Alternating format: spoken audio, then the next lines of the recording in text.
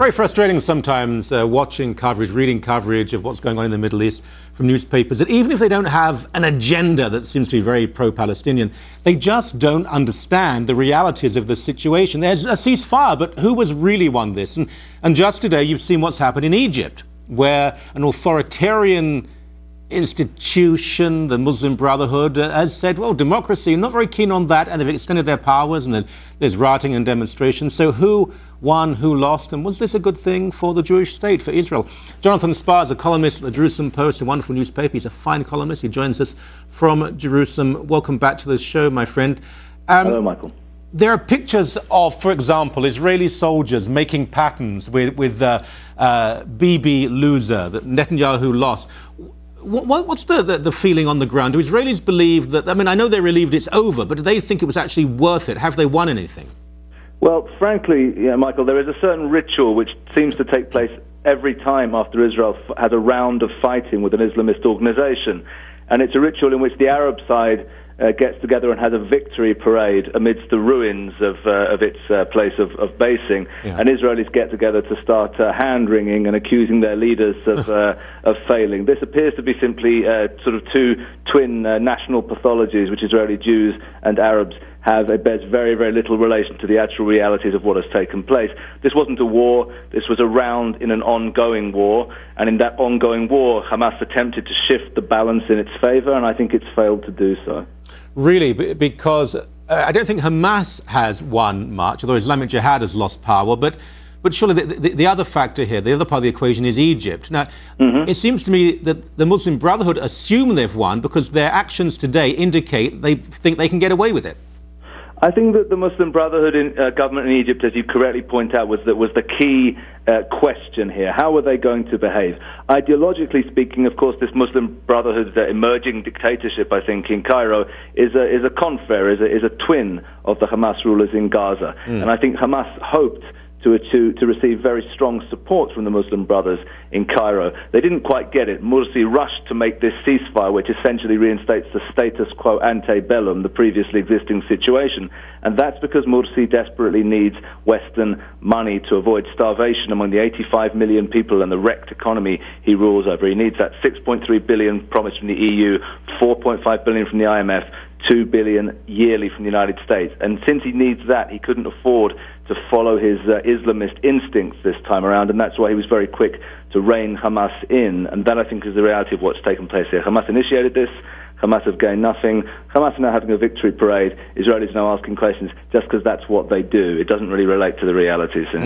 I'm glad you went through those figures, because when people say, well, Israel gets so much aid from the West, if you knew how much was given to the Arab world from the West, the European community, the United States and elsewhere in the UN, it's a huge amount of money, in particular Egypt. Look, we know there was an establishment in Egypt that didn't love Israel but wanted a working peace with Israel. Intelligence establishment, part of the military security. Yeah. With what happened today in Egypt, has their power been further weakened? I think it is in a process of being further weakened. I think this is very, very worrying. In other words, if we look at those parts of the Israeli-Egyptian relationship that have stayed in place despite the fall of the Mubarak regime, it's been because parts of the military and intelligence establishment are not only still in their jobs, but are also still powerful. But there is a sense that what's happened over the last 48 hours is part of a sort of incremental gaining of power by the Muslim Brotherhood, who already have won both parliamentary and presidential elections, and who are now pushing forward, I think, to create the kind of Islamic State which they've dreamed of and which they intend to create. They're doing it incrementally. They're doing it in a very sophisticated evolution rather than revolution kind of way. But yes, that's moving forward, and yes, that's deeply worrying, not only for Israel, but I think it should worry the West as a whole, and also anybody who cares about the lives of the individuals living within Arabic-speaking countries, of which Egypt, of course, is the largest one. Right. Internal politics within Israel, Netanyahu and the election. Surely he was always going to win. I don't think this is going to make very much difference either way, is it? Yeah, from what we're seeing from the latest polls, the Likud Beitenu party or list, which Netanyahu will lead in the elections in January, has suffered slightly from the sense of, which some Israelis have, of a sort of missed opportunity because we didn't go in on the ground in Gaza. My sense is that by January 22nd, that moment will have faded. And yeah, I also think they were on the road to victory prior to this round of fighting in Gaza, and my sense is it's not going to seriously hit at their chances, and I think they almost, they're very likely to win in January 22nd. Now, I'm not sure how much work has been done in this area, but the Israeli Arab population, which I think is fascinating on so many levels, and it has changed its relationship with the Jewish state, but it's still very much part of Israeli society. Was there any tangible reaction from that group of people, a lot of people, during the Gaza campaign? I know they have different leaders and they range from being supportive to very critical, but anything that you got from them? Yeah, I mean, certainly from some people who are acquaintances of mine and people who I'm in regular contact with, I think there was a certain split. I think some Israeli Arabs quietly felt, you know, a certain commonality with their Jewish fellow citizens in the sense that that Hamas aimed missiles and rockets at Israeli population centers, and those missiles and rockets don't discriminate between Jews and Arabs. That was something I think was quietly felt and less openly stated. I have to say, frankly, that among the more politicized and the more politically vociferous element of the Israeli Arab population, there were also examples of expressions of solidarity with Hamas, and a sense that, you know, the Palestinian and Muslim identities of those citizens, those more politicized citizens, do sometimes at time of conflict win out. And this is something, again, which I think is of concern in terms of Israelis, you know, wanting to obviously strengthen our democracy and have these people be full citizens and active citizens, that those sentiments are there, and they were, I'm afraid, also on display to some degree over the last 10 days. Yeah.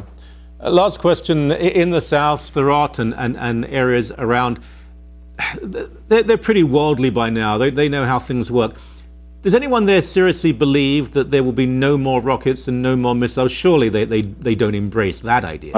I don't think anybody in the south believes that, and I don't think anybody in Israel believes that, also in the leadership echelon and also among the public. It's very clear that what this so-called ceasefire agreement actually is it is, in effect, a starting pistol for the game to start again. Yeah. And even those optimists and those who believe and who would support what the government's done over the last 10 days would say the maximum the government may have achieved, we hope they've achieved, is they've achieved the restoration of a modicum of deterrence, which in a certain sense sets the clock back again until it reaches, you know, until the alarm goes off. In other words, first we have some deterrence.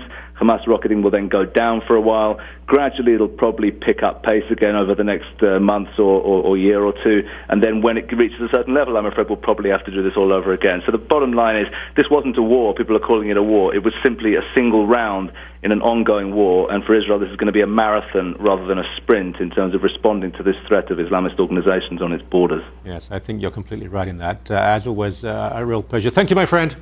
Thanks, Michael.